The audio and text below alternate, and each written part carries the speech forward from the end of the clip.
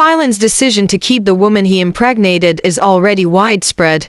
If they come as a couple without handkerchiefs, they would be the center of gossip. Frustration and dread filled her thoughts that she unconsciously bit her lower lip. She was startled to see the man in close proximity as he tries to touch her lips to stop her from biting it. Seeing her reaction, he apologized, but since he did nothing wrong, she told him there's no need for it. Sensing that he's waiting for an answer, she told him that she's feeling a bit hesitant to attend because she's worried she might make mistakes.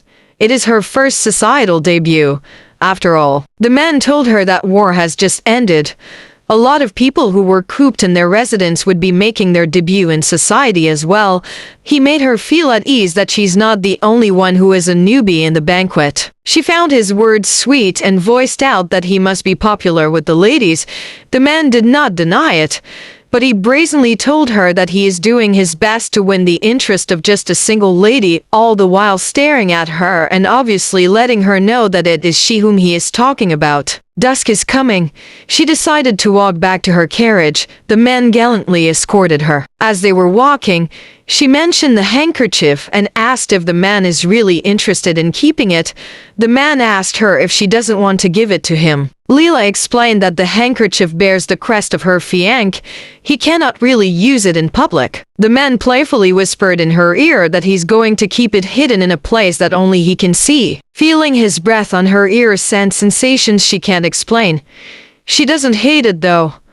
Truth be told, it made her feel warm and light at the same time. A call from her maid prompted her to move forward, only to be stopped yet again by the man. Holding her by the hand, he asked if she would like to be an official. Treating his question as making fun of her, she felt cross. But the man asked her again. She saw the seriousness in his voice. Custom and law aside, if she's given a chance to be an official, she'll gladly accept it. The man showed an approving smile and told her that he hopes she won't forget her answer. That afternoon, in one of the civil offices of the empire, a bespectacled red-headed man in his lonesome is already swamped with work. Exasperation and fatigue are evident on his face. A knock on his door made the man give a snide remark at the newcomer who opened his door, despite his high status. It was Emperor Kalyan di Zeppel Yuthvelda. The red-headed man is Beer, the emperor's sole assistant. Constantly swamped with work, he complained to his emperor that he needed more assistant. The emperor agreed and planned to recruit additional adjutants soon, but not by appointment and referral by other nobles. As per the custom, they will hold an examination in a month's time to choose the next set of officials. Beer was explicitly instructed to include the phrase women can apply and to make it easy to see. The day of the banquet came. Leela's maids dressed her in the silver dress that she custom ordered to match with Phylan's suit. As she was treading the halls to meet with Phylan at the carriage, Sizzly, holding a wine glass, coincidentally bumped into her and spilled the contents of her glass on her dress. Horrified, her maids hurried to remove the stain, but it was hopeless. Not wanting to make Phylan late, she gave instructions to the footman on duty to inform the Duke to go ahead to the banquet.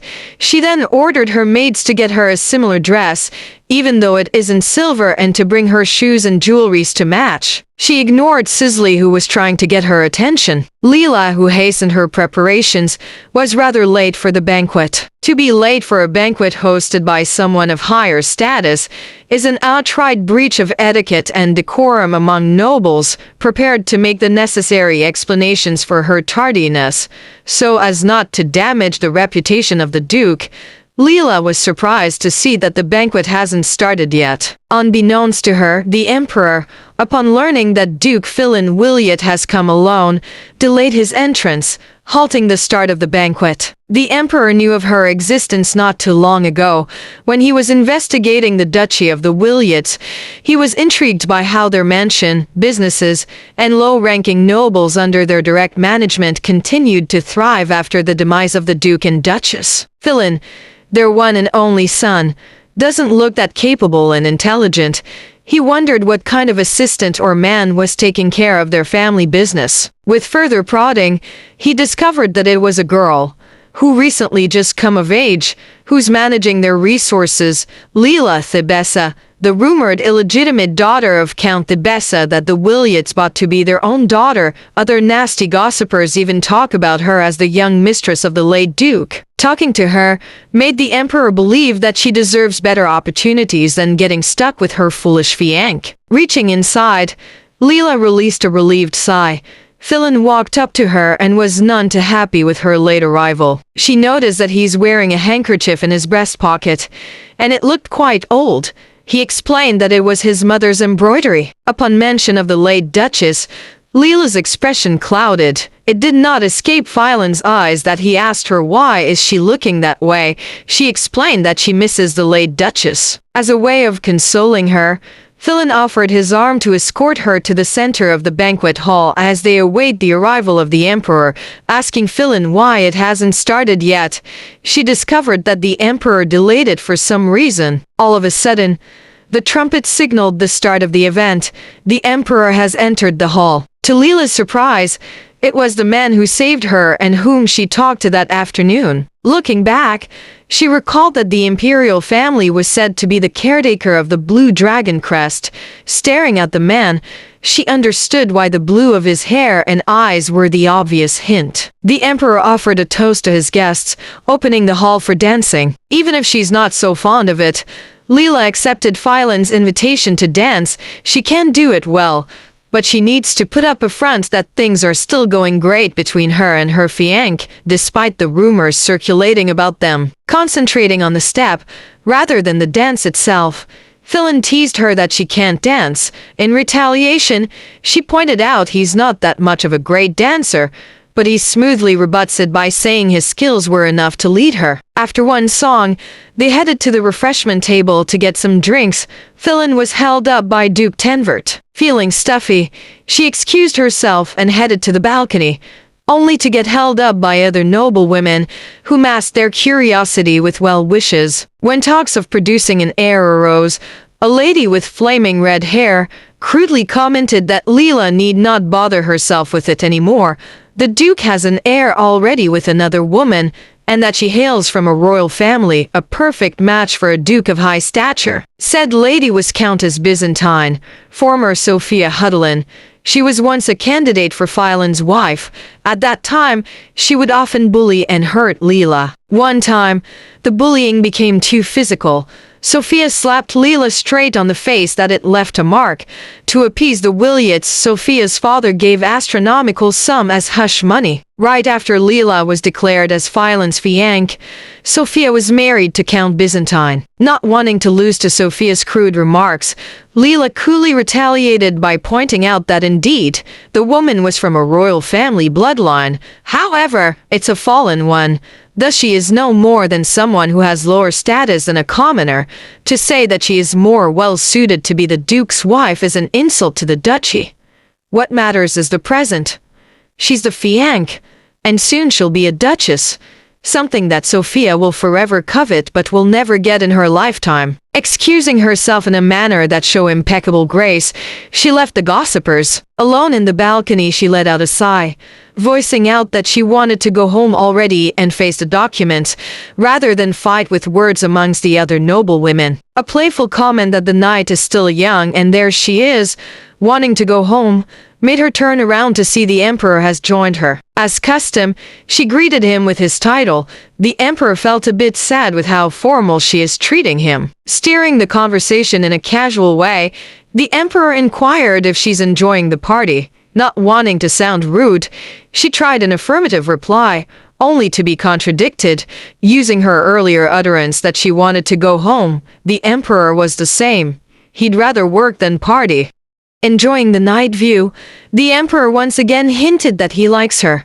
Wondering why, she asked him what he sees in her, to which he replied one does not need a reason to like someone. In the midst of their tete-a-tete, one of the Emperor's aides summoned him inside. She tried to stand up from her seat to give the Emperor a respectful bow.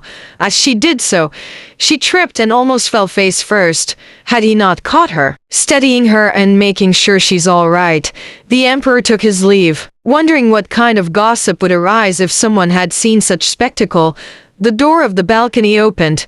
revealing Philin as he asked her why is she cheating on him. Philin, seeing the close proximity that she and the Emperor shared moments ago, interpreted it as a clandestine affair, explaining to him that it was just the Emperor helping in her plight, raised another issue. He complained that she never smiled at him the way she smiled at the Emperor, feeling frustrated.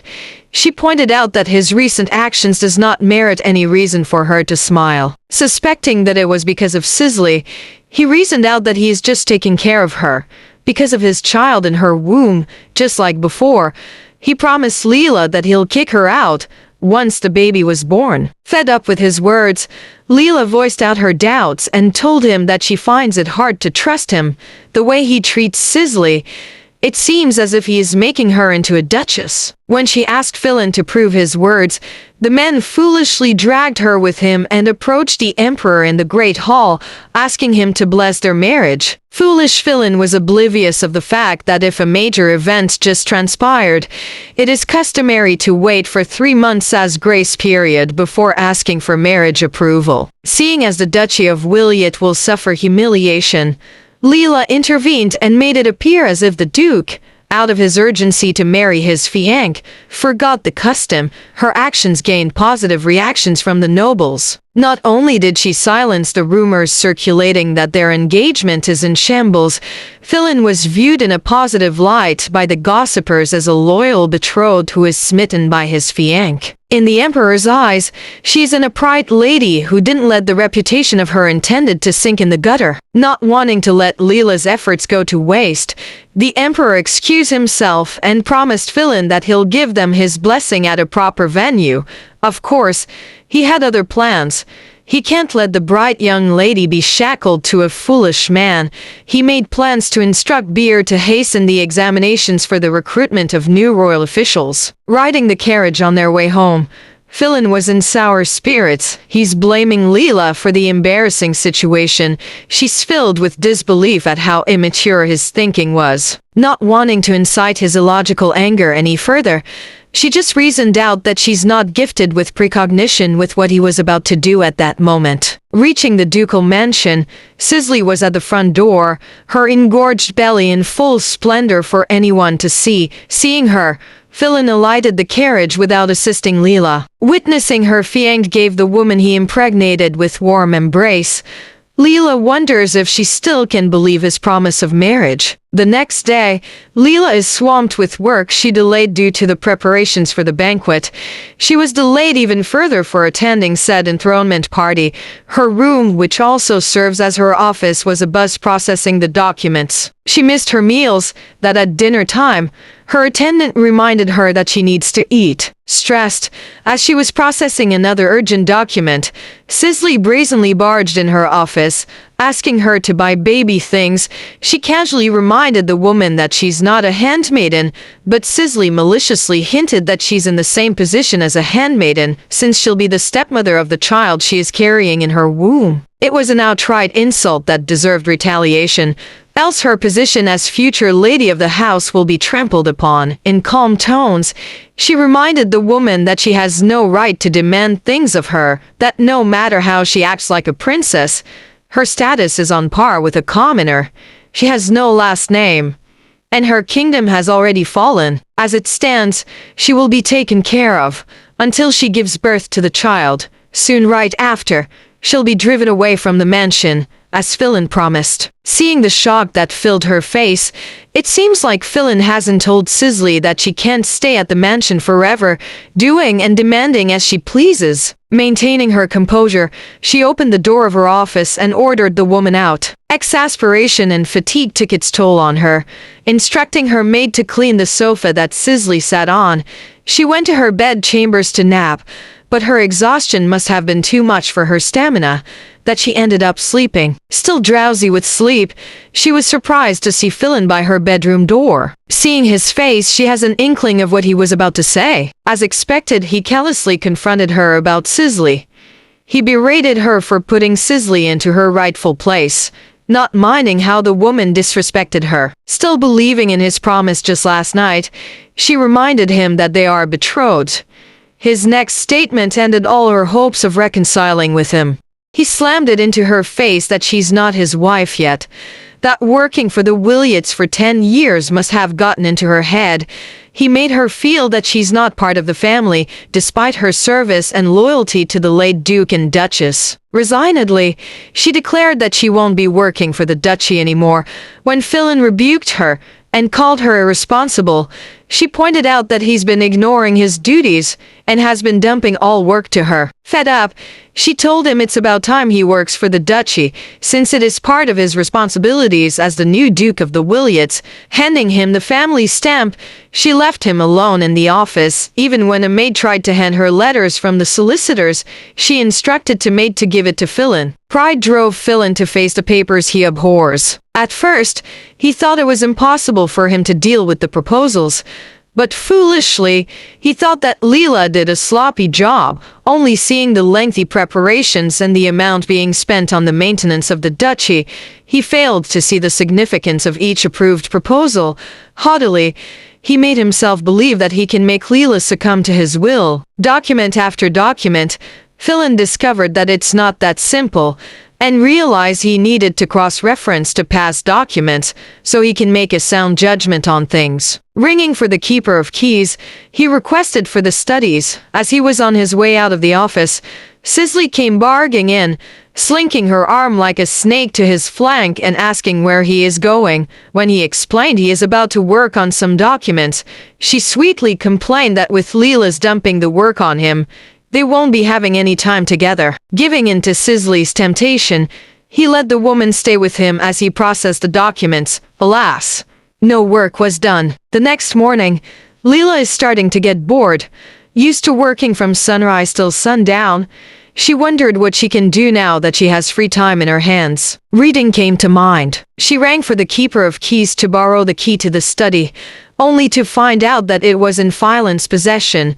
She planned to forget her desire to read when the butler informed her that Baron Wizard has an urgent message from the magical dial. As she dreaded, Philin failed to make the necessary preparations for the flood. The situation in the provinces is becoming dire. It's already midday. Further delay would only worsen the situation. Even if she doesn't want to meddle, it doesn't mean that she'll ignore the people who are depending on the duchy to help them in times of need. She went to Philin's chambers only to be greeted disrespectfully by Sizzly, who strongly hinted that she and Philin did something sensual the other night.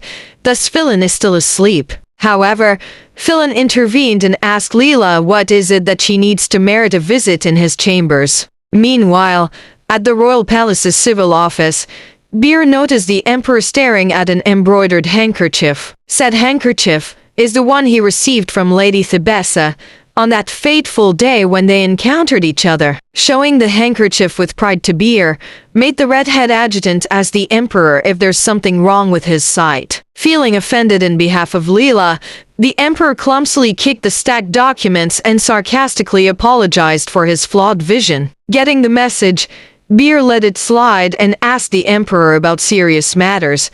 He finished preparing the questions for the civil officer's examination, where they will be choosing the emperor's new adjutant, and was wondering if the questions were hard enough. Skimming through the document that Beer handed him, the emperor ripped it apart, instructing Beer to think of harder questions. At the Williots duchy, Philin haughtily told Leela that he already solved the matter that Baron Wizard was worried about.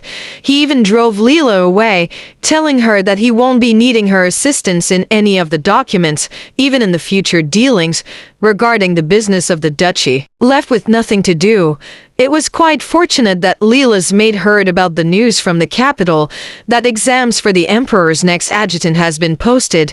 Even women are allowed to take the exams. Remembering the conversation she had with the emperor, whom she doesn't know at that moment, she wondered if it was somewhat connected. Excitedly, she made haste for the National Library to find materials she can study. Reaching the library, Leela found herself staring at the books on the shelf, wondering which would be included in the examination. She was about to reach for a book when another hand intercepted her. Looking back, she saw the emperor. He good-naturedly suggested books, but Leela has read every book he suggested. The emperor considered revising the examination once more to elevate its difficulty. Continuing with her search of a book to read, Leela was surprised when the emperor asked for her assistance. Said assistance was at the kingdom's marketplace. Still skeptical what he needs of her, she found herself being privy to the emperor's purchase of seeds. She intervened and called the emperor by his incognito first name, Carl, when the merchant started tricking him into buying quilt seeds. Quilt seeds can thrive during the rainy seasons, contrary to what the merchant said. Fearing he might get arrested for his folly, the man gave the bag of seeds for free.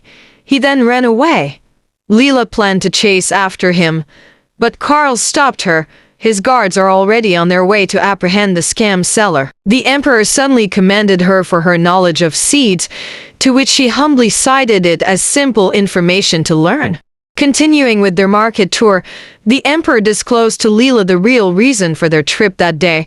He is looking for a seed of a specific plant, and he was hoping she could help him. After Philin openly discarded her, and showing that he doesn't need her, hearing the emperor openly ask for her help made her heart swell. Unconsciously, she gave him a smile that can melt hearts. Carl, who is used to women, felt something warm fill his chest. He knew her smile is beautiful, but he wasn't prepared to receive such stimulus at that moment. Unable to control his feelings, he just grabbed her hand and started walking. Leela doesn't seem to mind, while Carl is totally affected by their proximity, worried for her safety. He admonished her for being totally unaware and defenseless. Testing her, he even asked what if he is looking for a plan to kill someone. She told Carl she trusted him, not knowing that her reply greatly affected him so, in the romantic sense. Roaming around the marketplace, they ended up in the largest shop located in the green road of the market. Said area is known to sell all sorts of plants, seeds, and arcane items. Looking around, a necklace with an eye-catching pendant caught her attention. It looks quite familiar, but she can't clearly recall where she saw it. Carl called forth a store attendant when he noticed her interest on the necklace. Upon brief introduction, they discovered that the necklace was in fact a magical item that alters the physical appearance of one specific body part at will. When Carl asked if she wanted it, she truthfully said no, she's curious where she saw it, but she's not interested to make a purchase. Not finding what the emperor is looking for, they decided to leave and call it a day. Walking back, Carl handed her a box. He bought the necklace. She tried to refuse, but he stubbornly said that she should accept it by imperial order. Parting ways with Leela, Carl reminded her that she should learn to avoid apologizing for every little thing. She should learn to appreciate things more.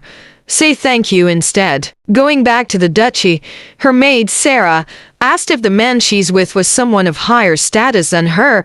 She honestly told her that it was His Imperial Majesty. Horrified of her companion just moments ago, her maid blurted out that he's a murderer. She immediately stopped her maid and warned her that she can be arrested for defamation. Truth be told, the current emperor was labeled a tyrant and murderer. Rumor has it that to ascend the throne, he killed all his family members, including his father. However, she can't really believe the rumors. They are bound to either get exaggerated or watered down. Arriving at the duchy, Leela was aghast upon seeing the servants busy moving the lavish gifts and dresses into the house. Stationed at the front door, the butler informed her that Sizzly, addressed as young lady, purchased them all by approval of the Duke. Skimming the invoice, she reeled with the amount that was splurged. It was half the annual allocation of the duchy. But as she already washed her hands off the duchy's business, she ignored it and handed the invoice back to the butler. Her maid, having alighted the carriage and carrying the books she purchased, asked where she could bring the books. It was when Philin intervened, disapprovingly commenting on her purchases. She explained that she needed it for the management exams. He scoffed at her, calling her efforts wasteful. When she stonewalled and stood her ground, Philin challenged her to a bet. If she passed the exams, he'll grant her one single wish, whatever it may be. However, if she failed, she'll have to respectfully apologize to Sizzly for everything she's done to her in the past. Fired up, with her pride and honor on the line, Leela immersed herself with studying, even when doubt came knocking, questioning if she can really pass. She just brushed it off. She inspired herself by remembering the trust that the Emperor has given her. She doesn't want to disappoint him. Wanting to concentrate on her studying, she decided to stay at the capital, letting Philin and Sizzly go back to their territory, but Philin had other plans. Summoning her outdoors, he insisted that she come back with him to their territory and aid him with the inspection. He is concerned that misunderstanding might arise if he faced Baron Wizard by himself. Seeing that it was a sound argument, she agreed to come back with him, all because she's worried about the reputation of the duchy. Philin was sulking as he faces the loads of documents he needs to read and study. Leela was stubbornly not taking the hint that he wants to give her back the role of managing the duchy's business. She's not even pretty. What is she good at if not for managing the territory? Sizzly sneakily wormed her way and offered to help. Philin was happy with her offer, even though he really doesn't plan to make her work, since she won't have any idea how to run the duchy because she's not from the Empire. Still, compared to Leela's outright disregard of his plight, Sizzly's effort to help him was way better. As if it was her plan all along, Sizzly brazenly chose to help with their wedding preparations. The day of their departure for the Williot territory came. Leela gave instructions to the maids of their lodgings in the capital to wait for her to come back. She won't be staying long at the territory. As she was boarding the carriage, she was surprised to see Philin waiting by its door. He wanted to discuss the wedding preparations. She was mortified to know that Philin has given the task to Sizzly, openly detested by the idea. She thornily pointed it out to Philin that it may be all right in the usurped kingdom of Mulis to let the mistress take care of wedding preparations of the main wife. However, they are the noblemen of Carden, to make Sizzly, the woman he impregnated who is not his betrothed, a member of the fallen kingdom, to take care of her wedding preparations is totally unheard of. She'll be the laughingstock of the aristocrats. Philin alighted the carriage, fuming with rage that he can't bend her to his will. He transferred to the other coach, where Sizzly is. Seeing as Philin is annoyed with his fiancé, Sizzly incited his anger even further by saying that Leela must be looking down on his authority, not knowing any better. Philin foolishly decided to be stern with his fiancé. Reaching the duchy, Sizzly proudly walked with the Duke as if she's the wife, accepting the greetings of their servants. Leela was about to enter the mansion when Baron Wizard intercepted her, asking for her opinion, but Philin rudely interrupted them, callously accusing the Baron of ignoring his authority as head of the duchy. If that isn't enough, Philin clearly forbade the Baron from further seeking Leela's help, obviously treating her as an outsider. However, when the day of inspection came, Leela kept her end of their agreement and accompanied Philin. A misjudgment of a kid that addressed her as Lord of the Territory almost instigated a disagreement between her and Philin.